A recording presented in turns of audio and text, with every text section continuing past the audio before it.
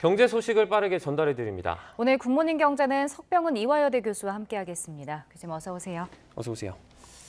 밤사이 미국의 소비자 신뢰지수가 발표가 됐습니다. 예상을 깨고 상승세를 좀 이어갔죠? 예, 그렇습니다. 원래 전월 소비자 신뢰 지수는 103.6이었는데 네. 놀랍게도 이번에 108로 상승을 했습니다. 그래서 이것은 전문가들이 시장에서 예상했던 상승치는 104.5로 올라갈 거로 예상을 했는데요. 네. 그를 뛰어넘는 그 큰 폭의 상승이었고요. 그 소비자 신뢰 지수라는 것은 원래 이제 소비자들의 대상으로 이제 서베이를 한 자료인데 뭐 당신의 그 사업의 여건이 지금 어떠냐, 뭐 휴가 계획은 어떻게 할 거냐, 소비는 어떻게 할 거냐, 뭐 이런 경제의 전반적인 상황에 대해서 물어본 것입니다. 네. 그래서 이게 이렇게 빠르게 상승했다는 것은 미국의 소비자들이 지금 미국 경제 현 상황을 상당히 낙관적으로 보고 있다라는 것을 나타내고 있습니다. 네. 5개월 만에 최고치를 보이기도 하고 말씀해 주신 것처럼 전문가 예상치보다 높았는데 그럼 앞으로 이 경기를 소비자들이 낙관적으로 본 이유는 뭔가요? 예, 일단은 가장 중요한 것은 그동안 미국에서 공격적으로 금리를 미 연준이 인상했음에도 불구하고 네. 끊임없이 그 노동시장 여건이 좋았다고 얘기를 했습니다. 그 이유가 그 실업률 같은 경우는 네. 54년 만에 최저치인 그 3.5%와 근접하게 가장 최근의 발표 자료도 여전히 3.7%였거든요. 네. 근데 이것은 지난번 FOMC 회의 후에 미 연준에서 발표한 점도표에 따르면 미 연준에서 생각하는 장기 정상 상태 수준의 실업률을 4%라고 봅니다. 네. 그러니까 완전 고용 수준에서도 4% 실업률 정도를 보고 있다. 왜냐하면 이제 내가 이직을 고려하는 사람들, 자발적으로 실업으로 있는 사람들이 있거든요. 그런데 4%보다도 낮은 수준이니까 지금 노동시장이 안정적이어서 내 일자리가 안정적이고 네. 그다음에 노동시장이 안정적이라서 기업의 입장에서도 뭐 이제 구인을 하고 있는 이제 노동자를 찾는 입장이다 보니까 이제 임금 상승은 오히려 물가도 상승 중이지만 임금도 빠르게 상승하고 있는 추세거든요. 그러니까 월급도 오르고 일자리도 안정적인 상황에서 또 유가가 최근에 강달러 현상으로 인해서 네. 유가가 하락을 했습니다. 그래서 일반적으로 그동안에 보면 달러화가 강세를 보이면 유가는 일반적으로 하락하는 경향을 보였거든요. 그 네. 이유는 무엇이냐면 원래 원유는 달러화로만 결제를 하게 돼 있습니다. 네. 그러다 보니까 유가가 강할 때 각 나라들이 원유를 사게 되면 이중고를 겪게 되는 것이죠. 미국이 아닌 다른 나라 입장에서는 환율에서도 손해를 봐야 되고 유가에 수입하는 데서도 또 손해를 봐야 되니까. 네. 그래서 이제 원래 달러가 약할 때 미리 이제 원유를 사서 비축을 해놓고 있고 달러가 강할 때는 비축유를 사용하고 원유를 안 사기 때문에 네. 유가가 원래 하락을 하는 거였는데 최근에는 뭐 달러 강세 현상이 워낙 지속되다 보니까 그럼에도 불구하고 원유를 울며 겨자 먹기 식으로 살 수밖에 없었던 것이죠. 네. 그랬는데 지금은 달러 강세 현상이 너무나 지속되고 비축유도 충분히 쌓인 상황에서 이제 더 이상 원유를 안 사니까 다른 나라에서 유가가 안정되는 추세를 보여서 소비자들 입장에서는 뭐 직장도 안정되고 임금도 올랐고 그다음에 유가도 안정되니까 이제 자신감을 갖는 것으로 보입니다. 네. 지금 미국의 집값이 10년 만에 하락했다고 합니다. 월세도 조금 떨어졌다 이런 얘기를 들었어요. 연초에 3% 안팎이던 이 30년 고정 모기지 금리가 6%를 훌쩍 넘어갔죠. 예, 그 뭐 모기지 금리가 상승한 가장 큰 이유는 아무래도 인플레이션을 잡겠다고 하는 미 연준의 공격적인 금리 인상이 주 원인입니다. 네. 그 장기 모기지 고정 금리가 3% 올랐는데요. 공교롭게도 이제 미 연준이 3월 달부터 기준 금리를 올린 게 현재까지 6개월 만에 올린 게 이제 3%입니다. 네. 그래서 이제 3월 달에 기준금리 상단 기준으로 이제 0.25%에서 이제 베이비 스텝을 시작으로 최근에 자이언트 스텝까지 올려서 지금은 기준금리 상단이 3.25%가 됐거든요. 그래서 네. 정확하게 3%가 올랐으니까 이제 그거에 맞춰서 모기지 금리도 거의 지금 연초 대비 2배 수준이지만 3%포인트 오른 걸로 보이고 있습니다. 네. 근데 전문가들이 지금 뭐 집값은 더 떨어질 것으로 예상하고 있던데 이게 집값이 워낙 높기 때문인 건가요? 예, 그 두 가지 이유가 있는데요. 일단은 그동안에 이제 집값이 여전히 많이 상승을 했고요. 그리고 이제 아무래도 집값이 많이 상승한 상황에서 뭐 현금을 주고 집을 살 사람이 많지는 않기 때문에 이제 미국 같은 경우는 주택금융이 활성화돼 있어서 특히 장기 모기지를 활용해가지고 주택을 구매해야 되는데 이 모기지 금리가 많이 올라가면 30년 동안 그거를 갚아 나가야 되는데 네. 이자 비용을 생각하지 않을 수가 없거든요. 네. 그래서 지금 집값도 올랐고 그다음에 주택금융 이자 비용도 높은 상황에서 집을 사기를 하다 보니까 지금 상승폭이 둔화된 것입니다. 원래는 전년 동월 대비는 여전히 15.8%로 평균 집값은 크게 상승한 상황이고요. 네. 전월 대비 상승률만 0.2%로 하락을 해서 이걸 뭐 전반적인 하락세다라고 보지는 않고요. 이제 상승세가 둔화됐다. 이렇게 예측을 하고 있습니다. 네. 그래서 그 근거는 그동안에는 이제 미국도 주택 신규 공급이 부족했었는데요. 최근 미국은 우리나라하고 다르게 그 주택 건설에 대해서 규제가 약한 편입니다.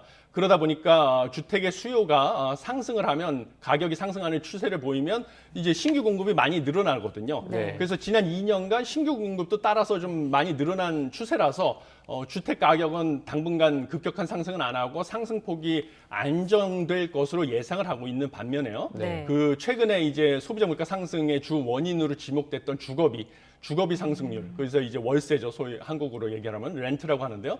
월세 상승률 전망에 대해서는 향후 전망이 지금 엇갈리는 상황입니다. 네. 왜냐하면 일단은 잠재적으로 주택 구매자들 같은 경우는 모기지 금리가 큰 폭으로 상승을 했기 때문에 지금 집을 사기보다는 이미 집값도 높은 상황에서 네. 당분간 월세를 살면서 이제 부동산 시장 상황을 관망하겠다.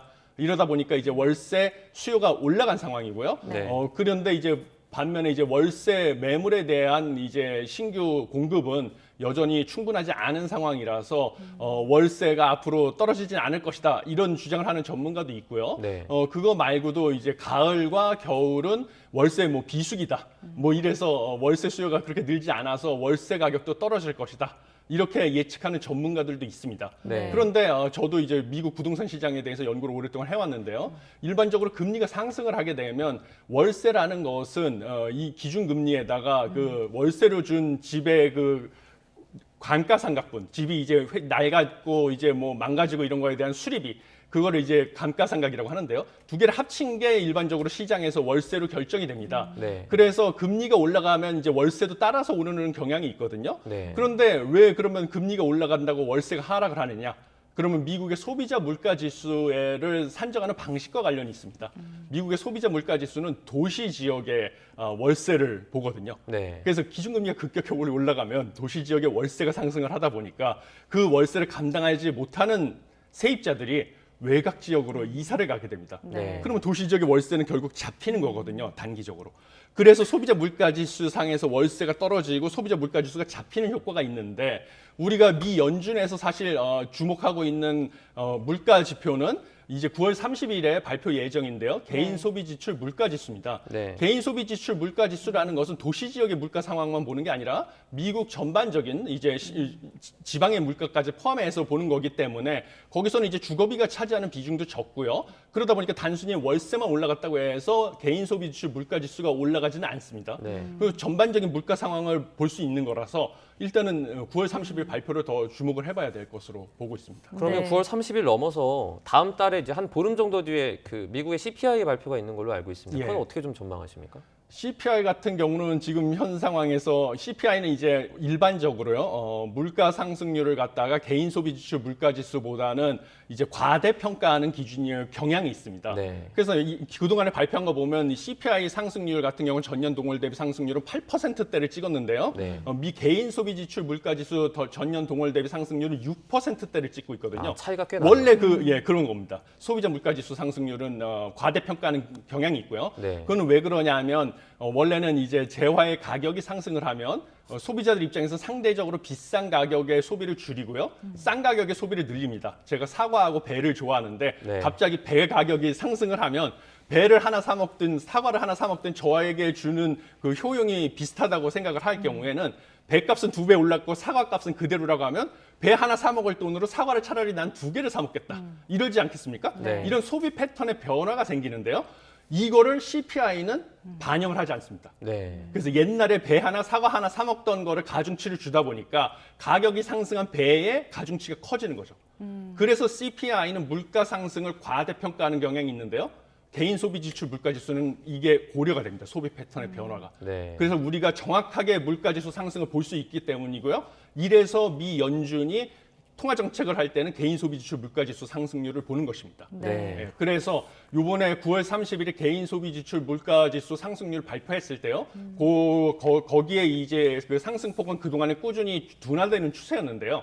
그게 이제 둔화되면 그걸 반영해서 뭔가 CPI 같은 경우도 뭔가 지금 섣불리 예측하기는 그런데요.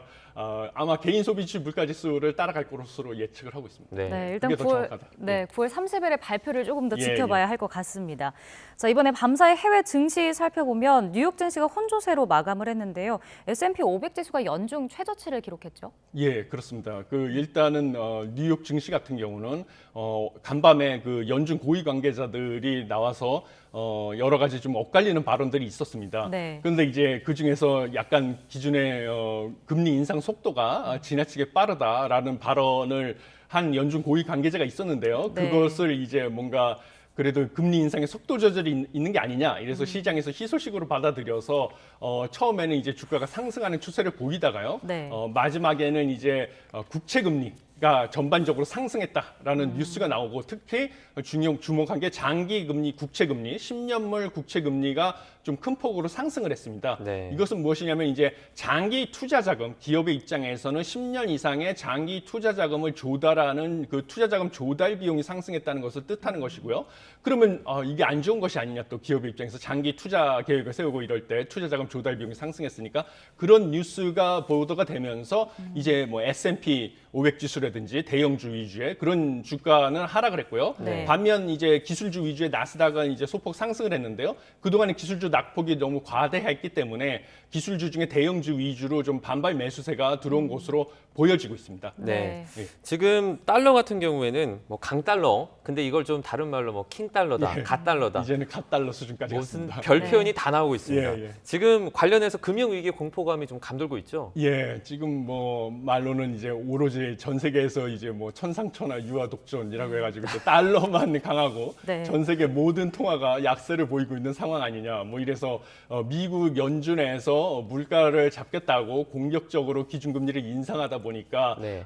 이제 다른 나라들도 미국을 갖다가 이제 라지 오픈 이코노미라고 하는데요. 경제학에서 보면 이제 대규모 개방 경제라는 것을 말합니다. 네. 그래서 그 라지 대규모라는 것은 무엇이냐면 미국의 정책 결정이 세계 경제의 시장 가격을 좌지우지할 수 있다라는 거라서 대규모 개방 경제라고 하는 것입니다.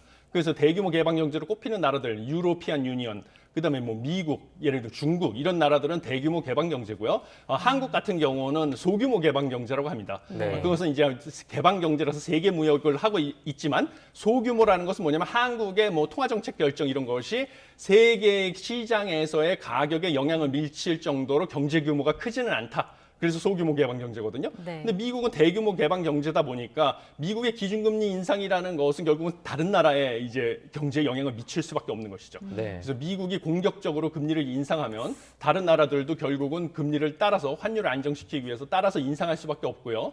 그러면 뭐 그 나라들도 경기 침체, 기준금리를 공격적으로 인상할 수밖에 없으니까 네. 경기 침체가 오는 것이죠, 장기적으로.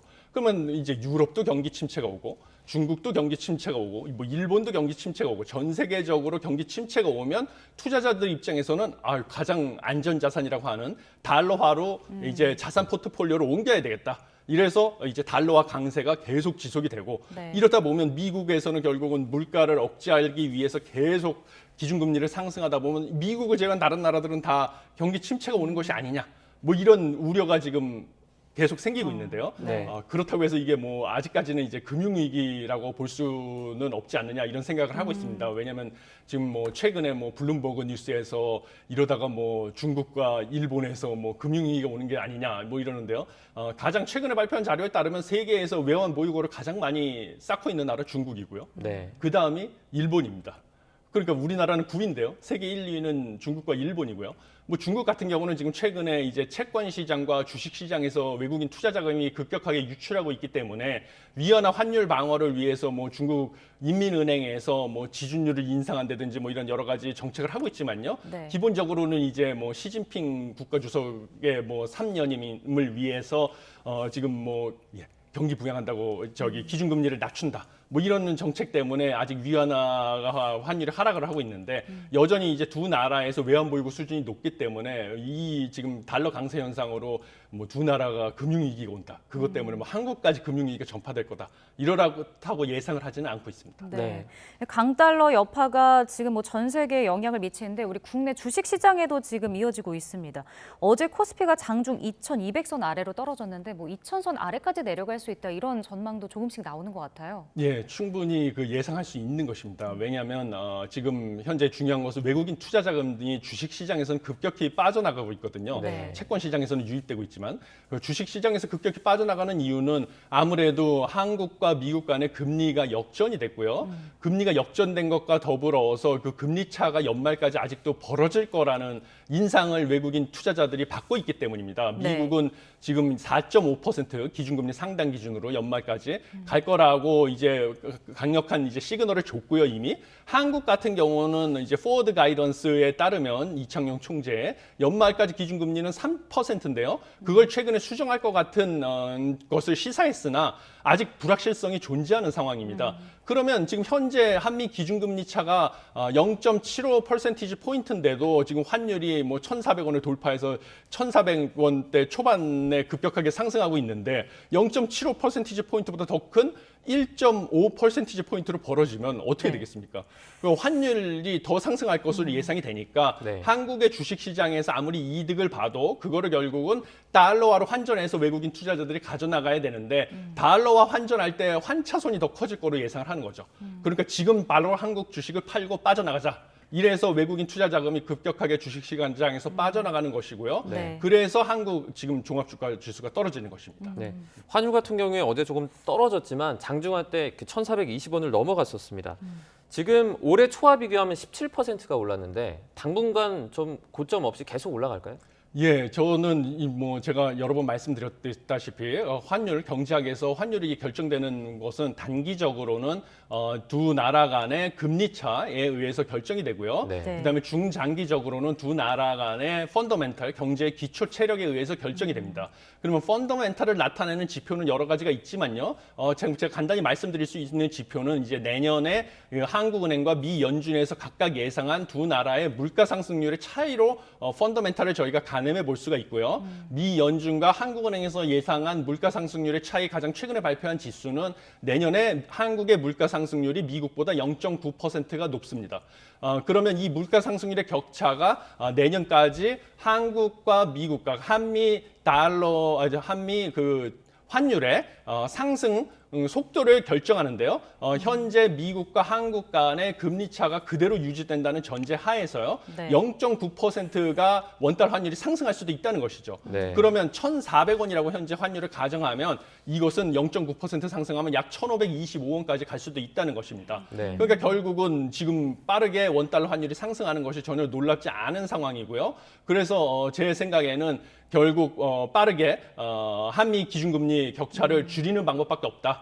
그래서 지금 이창용 총재도 기존에는 한미 기준금리 차를 갖다가 1%포인트 안으로 유지하겠다는 것을 여러 번 시사를 했기 때문에 지금 최소한 두 번의 빅스텝을 단행해서 연말까지 3.5%까지는 올려서 기준금리 차이를 1% 포인트 내로 좁히는 게 필요하고요. 네. 그다음에 다음번 금융통화위원회까지는 아직 다음 달 중순이기 때문에요. 시간이 있어서요.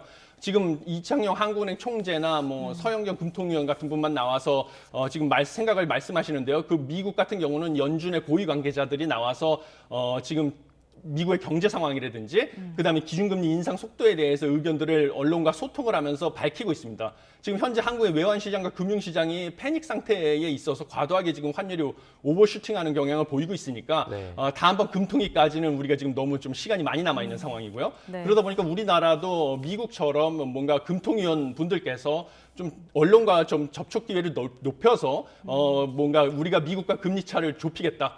공격적으로 좀 금리 인상 속도를 늘리겠다, 높이겠다는 이런 본인들의 생각이나 한국의 경제에 대한 판단을 좀 적극적으로 소통해 주면 좋겠다, 이런 생각을 하고 있습니다. 네. 네.